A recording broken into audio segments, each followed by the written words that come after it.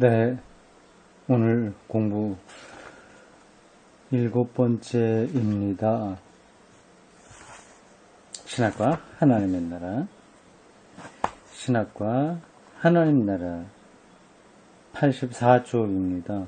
소제목이 미래가 과거와 현재를 창조한다 로 되어 있습니다.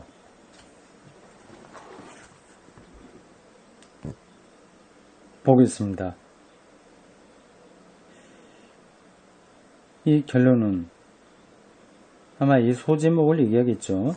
이 결론은 얼른 보기에 지금까지 밝혀진 것들 이상으로 기묘하게 생각되는 결과들을 가져왔다.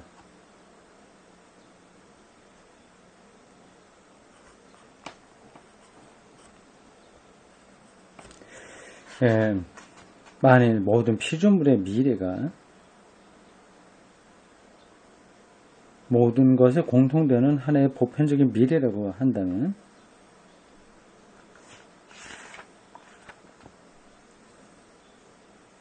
다시 말해서 현실의 하나하나의 사건이 동일한 미래를 가졌다고 한다면 그건 통일되기 때문에요. 내가 오늘 기대하고 있는 미래도 지금보다 이전에 모든 현재가 직면했던 것 같은 미래이다. 지금 나의 미래는 또한 줄리어스 시저의 미래였고 2000년 전이요. 2000년도 더 됐죠. 선사시대의 장자뱀류의 미래이기도 하였고 약 100억 만 년 전에 최초 자연 과정의 미래이기도 했다. 그렇죠. 앞으로 나의 미래는 10년 뒤라고 한다면 그건 과거에 있었던 모든 것들 그래 미래이기도 한 거죠. 그래서 나는 과거의 사건들을 내가 대망하는 미래와 동일한 미래로부터 생겨났다고 보는 견해에 도달하게 된다.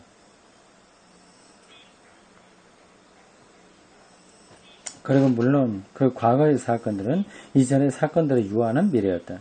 그렇죠? 1000년 전의 과거는 2000년 전의 미래였죠. 1000년의 후였습니다. 아브라함의 미래는 그러니까 예수님 당시에는 그 이전에 아브라함이나 모세 그 시대에서 볼 때 유한한 미래였습니다. 과거는 이와 같이 하여 현재가 내가 대망하고 있는 미래의 힘과 관계되어 있다. 오직 그렇게 해서만 나는 잠시나마 슬픔을 가지고 과거를 회상할 수 있다. 갑자기 슬픔을 가지고라고 하는 이 표현이 왜 들어왔는지 모르겠습니다. 그러니까 내가 조금 하면 없어지니까 이게 슬프긴 하지만 모든 것들의 과거가 다 이제 그렇게 미래와 연결되어 있다고 하는 점에서 좀 돌아볼 수 있다고 하는 거겠죠. 그리고 과거의 사건들은 냉혹한 사실에 관한 것들로서 일어나는 것이 아니라 냉혹한 사실에 관한 것들로서 이 번역이 어떤 걸 가리키는지 정확하게 전달을 못하네요. 냉혹한 사실에 관한 것들로서 일어난 것이 아니라 우연히 일어난 것임을 안다.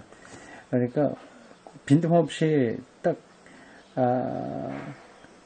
원인과 결과 이런 것에 의해서 흔들림 없이 일어나는 게 아니다. 이게 냉혹한 사실이라고 하는 거는 보통 우리는 냉혹하다고 하는 건 비정하다, 뭐 좀 사람의 그 마음이 차가운 거, 뭐 아주 극단적으로 차가운 걸 얘기하는데 여기서는 뭐 그걸 말하는 거는 아닌 것으로 보입니다. 우연히 일어난 것과의 반대로 생각하면 돼요. 그러니까 아주 기계적으로 일어난 사실이 아니라 우연히 일어난 것임을 안다. 그래서 우리는 이제 우리 과거조차도 오고 계시는 하나님의 창조로 이해할 수 있다. 그러니까 과거 역사 쭉 보면 이게 빈틈없이 앞뒤가 딱 맞아서 전개되는 게 아니라 우연한 사건들이라고 하는 걸 놓고 볼 때 우리의 과거도 우리 개인의 과거도 하나님의 창조다. 그렇게 볼 수 있다고 하는 거죠. 미래의 통일은 과거 속에 이미 미래의 힘이 작용하고 있음을 설명한다. 비상적인 비평가는 미래의 힘이 과거로 소급해 올라갈 수 없고 따라서 그것은 단지 한계가 있는 힘일 뿐이라고 주장할지 모른다. 피상적이라고 하는 건 이제 더 깊이 뚫어보지 못했다고 하는 뜻이에요. 그런 사람들은 이제 이 미래의 힘 이런 것들이 어떻게 우연한 사건들로 진행되는 역사 안에 개입하고 있는지를 뚫어보지 못한다고 하는 거죠. 그래서 그 사람들은 미래가 이렇게 오는 게 아니다. 올라갈 수 없다. 근본적인 한계가 있다. 그렇게 보고 있는 거죠. 그러나 사실 그렇다면 만약에 그 피상적인 비평가들이 보고 있는 대로 그 미래의 힘이 한계가 있다고 한다면 우리가 예수의 임박한 하나님 나라의 선포로부터 이해했듯이 전능하신 하나님과 미래의 힘과는 동일화될 수 없을 것이다. 당연한 거죠. 그러나 우리가 만약 하나님을 모든 과거 사건들의 미래라고 인정한다면 이 난점은 극복될 것이다.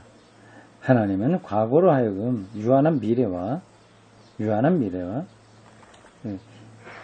뭐 1000년, 2000년 그 미래가 이런 걸 이제 유한한 미래라고 하는 거예요. 유한한 운명, 내가 몇 년 후에 죽는다고 하는 이런 것들은 다 유한한 운명입니다. 잠정적으로 참여하도록 하셨으나 과거와 현재를 포함하는 사건들의 궁극적인 미래와 궁극적인 운명, 그것은 자기 안에 보유하고 계시다. 내가 이제 죽는 거는 이거는 유한한 미래에 내가 잠정적으로 참여하는 거죠. 그렇게 되는 거예요. 그거는 잠정적이라고 하는 것은 영원하지 않다고 하는 겁니다. 일시적으로 그렇게 되는 거예요. 그러니까 죽음이라고 하는 건 일시적으로 그렇게 죽는 거예요.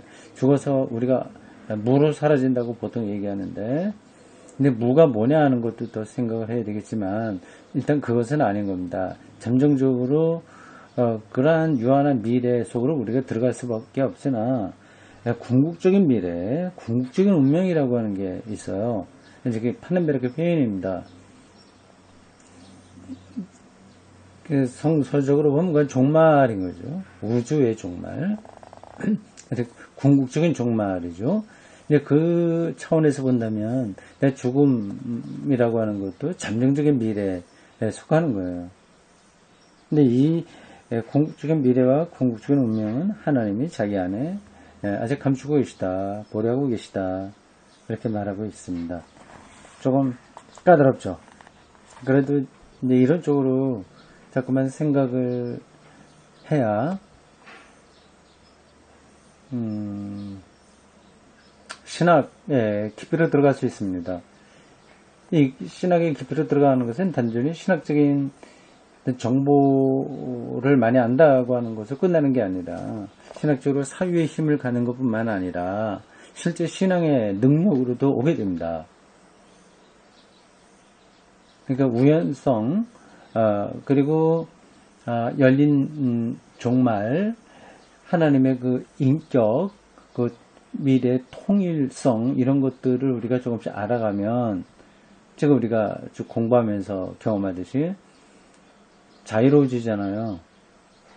우리가 제한적으로 봤던 세계를 더 넓게 볼 수 있으니까 이건 신앙적으로도 힘이 되는 겁니다. 근데 많은 경우에 신앙을 내가 믿습니다 해서 뭐 이렇게 좀 자기 확신에 떨어지는 거로 생각하는데 그건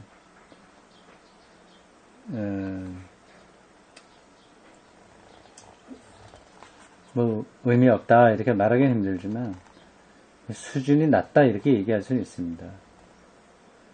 믿음에서 뭐 수준이 있다 없다 하는 게 이상하다. 그렇게 생각할 수도 있어요. 비유적으로 설명하면, 노래를 할 때 수준이 있는 노래가 있고, 그렇지 않은 노래가 있지 않습니까? 어떤 가수를 본다고, 성악가를 본다고 하더라도, 아리아나, 리트, 이런 것들을 수준 있게 부르는 사람이 있고, 수준이 안 돼서, 뭐 이상하게 부르거나, 뭐 대충 부를 수 있잖아요. 다 노래를 부르긴 부르는 건데, 수준의 차이가 있는 건 분명합니다. 기독교 신앙에서도 그런 거죠. 자, 그 다음 소제목입니다. 하나님, 시간, 영원. 이렇게 되어 있습니다. 하나님과 그의 나라의 미래성이라고 하는 관념은, 아니, 관념이라고 그랬어요. 근데 이게 눈으로 확 잡아낼 수 있는 거, 손으로 포착해낼 수 있는 게 아니기 때문에 관념이라고 얘기한 겁니다. 미래성이라고 하는 관념은 결코 하나님을 미래로 이동시키는 것이 아니다. 지금은 관계없이 미래로만 하나님을 몰아가는 게 아니다. 다시 말해서 하나님은 오직 미래에만 계시고 과거에도 안 계셨고 현재도 안 계시다는 뜻이 아니다. 반대다. 하나님의 미래의 힘으로서 가장 먼 과거도 통치하신다. 태초에도 하나님이 미래의 힘으로 통치하신다. 그 뜻이죠. 또한 하나님의 미래성은 영원성의 관념을 모두 배제하는 것도 아니다. 점점 복잡한 개념들이 나와요. 영원성도 나옵니다. 사실 그것은 변화할 수 없는 영속적 현지라는 희랍적인 영원 개념에는 반대된다. 기독교가 얘기하는 그 영원성, 이러한 관념, 이런 것들이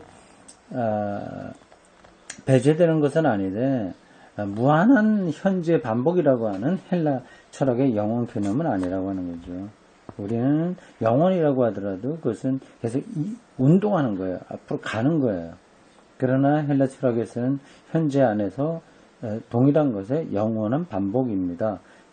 불교도 시간을 뭐 그런 쪽으로 좀 이해하는 게 크죠.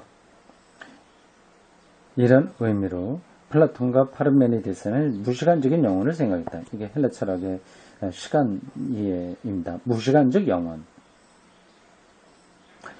그러나 영혼은 무시간성이 아니다. 오고 있는 하나님 나라는 우리 현재 미래일 뿐만 아니라 모든 지나간 시대의 미래이기도 하므로 영원하다고 불려줘야 된다. 그러니까 영혼이라고 하는 게 성수가 얘기하는 거하고 헬라 철학이 다르다는 겁니다. 그 차이를 이해하시겠죠? 하나님은 모든 현재에 대해서 그 고유의 역사적 미래를 부여했다. 그리고 역사적 미래가 이번에는 우리에게 과거가 되었다. 하나님은 궁극적 미래의 힘이므로 궁극적 미래의 힘 앞에서 다른 표현도 나온 거 기억하시죠? 유한한 미래예요.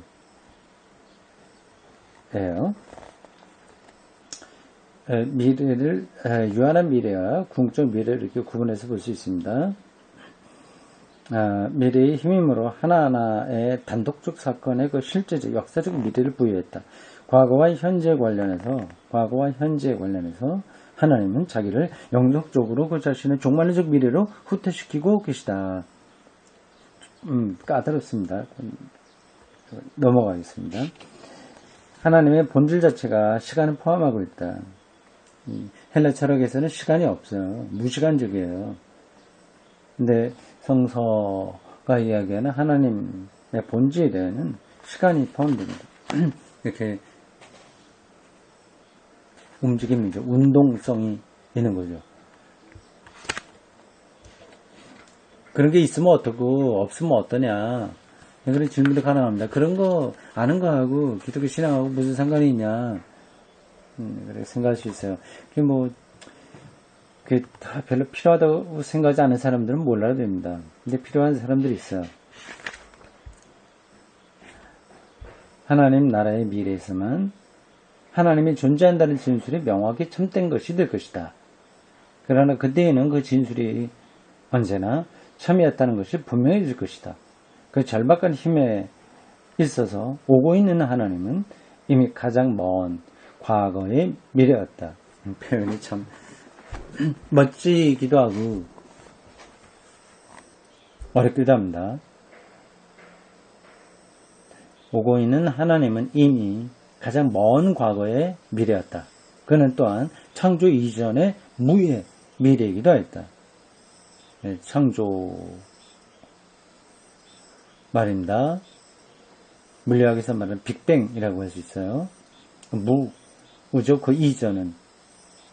그러니까 창조는 뭐가 있게 한 거예요. 유예요. 뭐가 존재하게 하는 겁니다. 시간도 그 이후로 존재하게 되었고 공간도 그 이후로 존재하게 되었는데 그 이전은 어떤 건지 몰라서 우리는 무라고 이야기합니다. 지금 존재하는 것들이 없는 거예요. 근데 그 없는 게 과연 어떤 건지는 사실은 모르죠. 근데 그 미래의 힘인 하나님은 그 창조 이전, 빅뱅 이전까지 이전에 그것의 미래이기도 했다. 미래이기도 하다.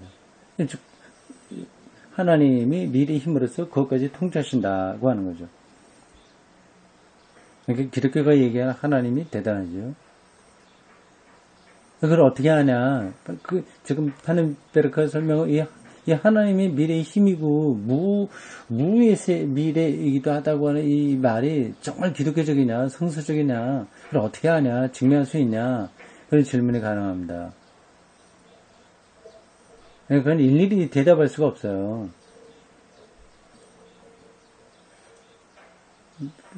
그 대답은 물론 그렇다 말할 수 있는 겁니다. 그렇다고 하는 건데 왜 그런지를 설명하려면 이건 많은 시간들이 필요합니다. 이러한 학자들은 그 전에 많은 신학적인 토론, 그리고 성서, 그리고 신학 이런 것들을 다 섭렵하고 그 바탕에서 어떤 사실들을 이야기하고 있기 때문에 그 중간에 있었던 것을 전혀 알지 못하는 사람들에게는 이러한 이야기들이 뜬구름 잡는 것처럼 들리게 됩니다. 이제 그런 상태에서 왜 그러냐, 이러냐 저러냐 자꾸만 질문하게 되면 이제 트집을 잡게 되는 거죠. 그냥 그래도 질문하지 말고 딱 입 다물고 있어야 되냐? 뭐 그건 아니에요. 질문을 속으로 자꾸만 하면서 그래서 자기 나름대로 대답을 찾아보고 준비가 안 됐으면 조금 더 이제 공부를 해야 되고요. 그리고 이제 꼭 질문할 그런 때에는 적절하게 잘 해야 되는 겁니다. 근데 앞뒤 없이 무조건 어떻게 알아? 뭐 이런 식으로 막 나가면 그게 뭐가 우리 기독교 신앙에 필요 있어? 이런 식으로 나오게 되면 참 황당한 거죠. 화이트헤드와 하드숀의 과정 철학은 하나님 관념 안에 시간을 포함시키는데 공헌하였다. 이런 과정 철학의 도움으로 과정 신학, 프로세스 테올로지가 나오게 되어 있습니다. 이제 그 철학자들 덕분으로 그 시간을 하나님 관념, 하나님이 어떤 분이냐에 대한 논리적 해석에서 큰 도움을 받았다고 하는 겁니다. 그대로 공헌은 지대한 것이다. 그러나 하나님 나라의 미래성은 하나님 안에서의 발전을 포함한다고 화이트헤드가 시사할 때 우리는 거기서 찬성할 수 없다. 그러니까 하나님도 발전해 나간다. 뭐 그런 쪽으로 우리 가지 못한다고 하는 겁니다. 우리의 유한한 현재의 관점에서 볼 때 미래는 아직 결정되어 있지 않음이 사실이다.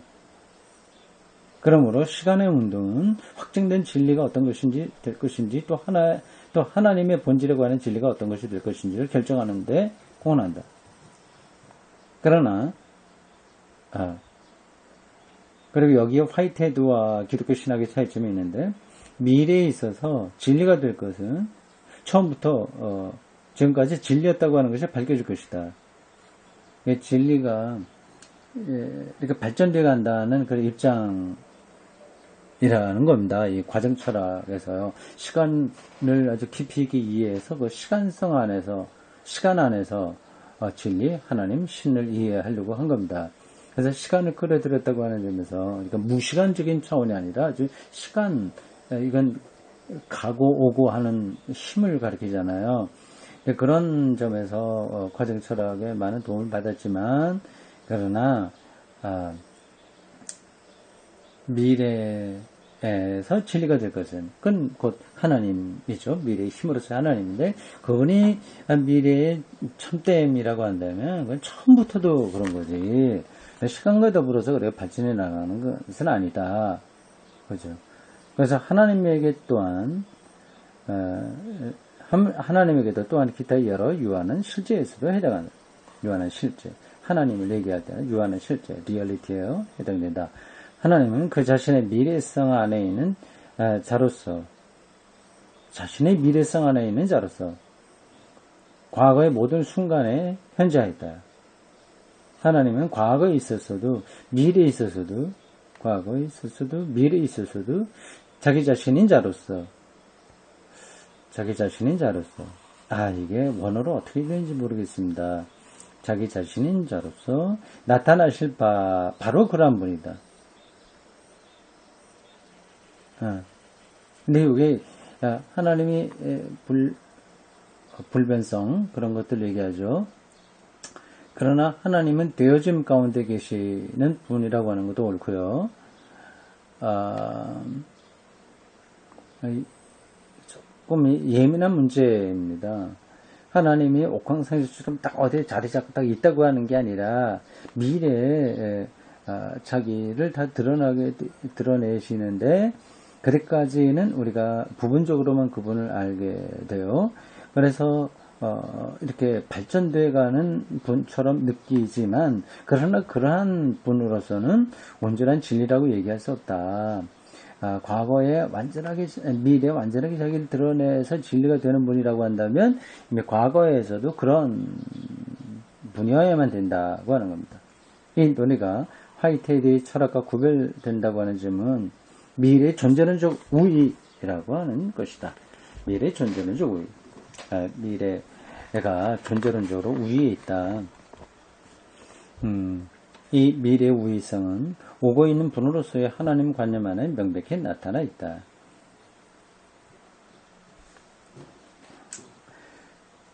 이 사상들은 하나님의 미래에 관한 또 하나의 다른 문제를 야기시킨다. 하나님은 그 자체로서 미래이신가? 까다롭죠. 점점 깊이 들어갑니다. 그러니까 이 하나님이 미래의 힘이다라고 하는 하나의 명제로서만 이 문제가 다 해결되는 게 아니에요. 이렇게 저렇게 여러 갈래에서 그 명제가 왜 참인가 하는 거를 해명해내야 됩니다. 그렇게 하지 않으면 기독교 신학은 철학과 인문학에서 금방 따돌림 당하게 되는 거죠. 아무 근거 없이 너희들 그렇게 얘기한다. 그런 말을 듣게 됩니다. 하나님은 그 자체로서 미래이신가? 아니면 우리들의 그리고 아마도 기타의 모든 것에 유한한 관점과의 관계에서 미래인 것처럼 보일 뿐인가?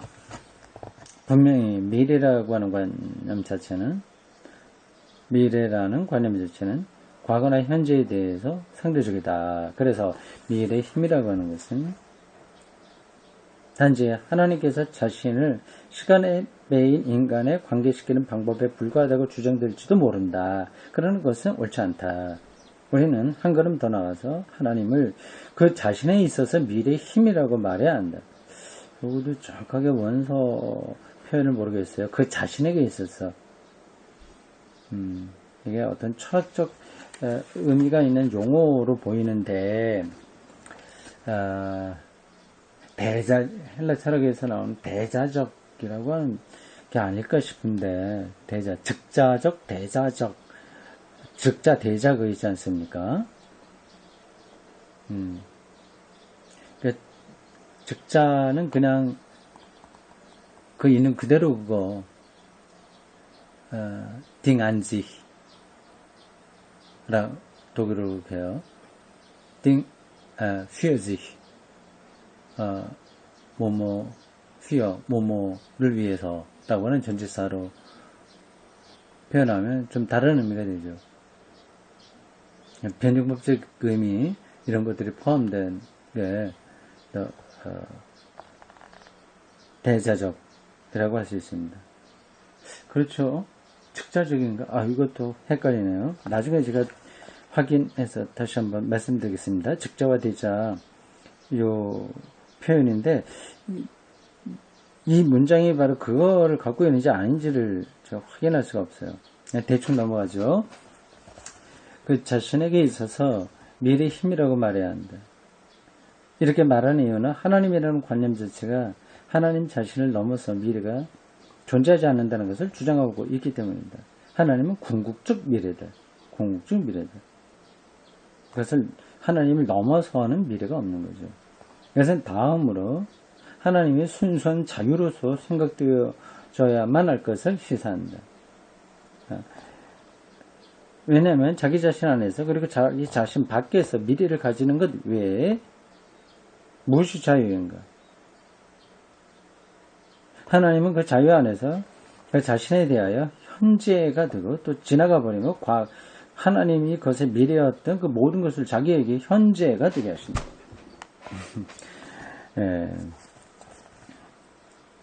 이제 우리가 그는 그의 과거의 피조물의 미래였다고 말할 때 우리는 우리의 유한한 경험에 따라서 말하고 있는 것이다. 하나님을 넘어서 미래는 없기 때문에 하나님에게 있어서 그가 지금까지 그의 과거의 피조물들의 미래로 존속해 오고 있다는 사실은 지나가 버리지 않는다. 궁극적 미래 그분이라서 그 과거에서 현재까지 내려오는 그 모든 사실들도 그냥 지나가 버리는 건 아니다. 그는 과거 전체의 미래로 과거 전체예요. 그 전체의 미래로 남아있으며 또 그가 지금은 지나가 버린 모두 유한한 현재 미래였음을 스스로 나타내고 있다. 그래야 하나님은 그의 과거의 피조물들을 그의 미래의 현재 안에 가져가고 계시다. 그래서 진화론 보세요. 그것도 이런 쪽으로 이해가 가능합니다. 과거의 피조물들을 유인원이라고 해서 좋아요. 미래, 현재. 그 미래는 열려 있어서 우리가 어떤 거라고 얘기할 수 없는데, 근데 그게 현재 우리 인간이 있어요. 과거 유인원이 현재 안에 간직되어 있는 거죠. 우주 전체도 그렇게 볼 수 있습니다.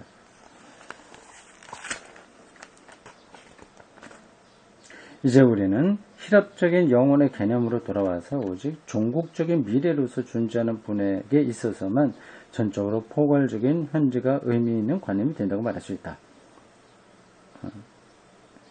힐합 철학하고 좀 다른 거죠.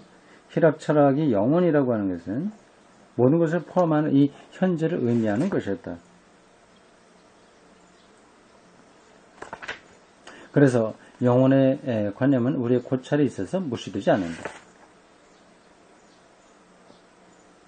이게 이 문장이 지금 정확하게 이해를 못하고 있어요. 그냥 넘어가겠습니다. 그것은 영혼의 관념에서 시간의 다이내믹스를 배제하지 않는 보다 큰 현실 이해로 이입된다. 영혼은 변화의 반응이 아니다. 최종적으로 현재, 과거, 미래의 상위, 그 차이점은 종말에서 극복된다. 왜냐하면 궁극적인 미래의 힘은 다른 어떤 미래에 의해서도 능가되지 않을 것이기 때문이다. 이건 분명한 사실이죠. 그리고 이 힘은 그 통일에 있어서 모든 과거의 사건들의 미래였고 지금도 그러하기 때문이다. 어떠한 과거의 사건도 그 자체로만 생각할 때 그것은 이 미래 이외에 어떤 다른 미래에 의해서도 능가되지 않는다. 종말은 가장 충실한 의미에서 영원이며 이것은 하나님 나라의 도래에 있어서의 하나님의 존재형식이다. 종말이 하나님의 존재형식이라고 말하고 있어요. 하나님의 존재형식. 이게 지금 우리에게 오고 있는 거죠. 표현을 그렇게 하는 건데, 실제로 우리가 경험하는 거는 과거가 오늘의 결과를 가져온다고 하는 겁니다. 근데 제가 강의 처음 할 때부터 계속 그 문제를 짚었어요. 근데 생각을 일단 바꿔야 됩니다. 우리에게 어떤 것이 딱 머릿속에 각인되어 있어서 과거, 현재 이렇게 간다. 원인이 있어서 결과가 됐다. 다 그런 것에 너무 익숙해져서 미래의 힘이 우리가 온다. 근데 그 하나님 나라가 우리가 오고 있다고 하는 그거를 받아들이기 쉽지 않습니다. 말로는 받아들여지는데 실질적으로 느끼기는 쉽지 않아요. 자, 마지막 패러그래프입니다. 나는 위에서 창조에 대해서 말할 것을 약속했다. 그러니까 미래의 힘은 창조, 그리고 그 전무까지 통치하시는 거니까요. 이제 여기서 우리는 다른 각도에서 여기에 대해서 질문하면서 하나님의 미래의 힘을 고찰하고자 한다. 어떻게 해서 물질적인 유한한 실제, 뭐 사람을 비롯해 나무, 뭐 돌, 뭐 해와 달 이런 것들, 종말론적 미래를 그 힘으로 하는 하나님에 의해서 창조된 것으로 이해될 수 있는가? 우리가 모든 사건은 미래의 힘으로부터 생겨났다고 말할 때, 그러니까 빅뱅으로부터 생겨난 게 아니라 종말로부터 생겨난, 딱 이렇게 말을 하는 거예요. 좀 우습죠? 말 자체가. 미래의 힘으로부터 생겨났다고 말할 때 그것은 무엇을 의미하는가? 그리고 어떻게 이 힘이 현실적으로 인간의 시간 경험 전체뿐만 아니라 모든 현재의 특수한 사건들까지 지배하는가? 어마어마한 이야기입니다. 우리는 과거의 힘의 입장에서 사고하는 버릇이 있다. 요거예요. 제가 늘 염려스럽게 생각하는 겁니다. 과거의 힘, 원인, 과거에 있어서 이게 지금 됐다고 하는 그 버릇이 있다. 그런 중심으로 생각하는 버릇이 있다. 과거가 사건들을 지배하는 믿음직한 법칙에 따라서 미래를 가져오는 것으로 믿도록 우리는 교육받았다. 공부 잘해야지 뭐가 어떻게 돼 이런 식인 거죠. 그럼 미래를 설계하자 이런 말을 하고 있지 않습니까? 좋은 뜻으로 많이 하잖아요. 교회도 그렇고 국가도 그렇고요. 우리가 지금 잘해야 미래가 어떻게 된다고 얘기하지 않습니까? 그게 이제 완전히 틀린 건 아닌데 지금 성실하게 한다고 하는 게 필요하긴 한 건데, 근데 과거, 현재, 미래 그리고 이 전체 우주의 운명 그리고 임박한 하나님 나라의 관점에서 생각해야 될 우리에게는 거기 생각에 묶여 있으면 안 되는 거죠. 이러한 인습적인 사고방식이 우리가 지금까지 미래의 힘에 대해서 말해온 것과 양립하는가?